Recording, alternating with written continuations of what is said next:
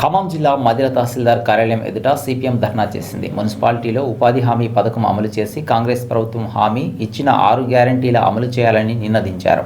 మరోవైపు షరతులు లేకుండా 2 లక్షల రూపాయల రైతు రుణమాఫీ వెంటనే అమలు చేయాలని డిమాండ్ చేశారు. ప్రజలకు ఇచ్చిన హామీలు అమలు చేయకుంటే భవిష్యత్తులో మరింత ఆందోళన చేస్తామని వారు స్పష్టం చేశారు.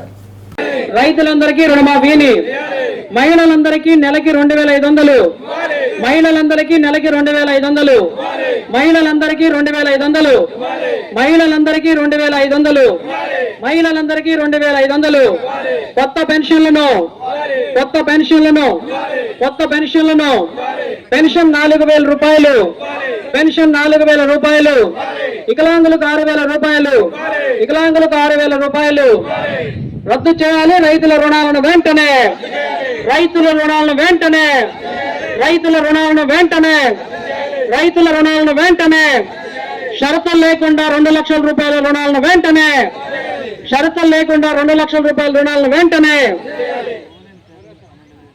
భూమి లేని పేదలందరికీ 12,000 రూపాయలను, భూమి లేని పేదలందరికీ 12,000 రూపాయలను, భూమి లేని రైతులందరికీ 12,000 రూపాయలను,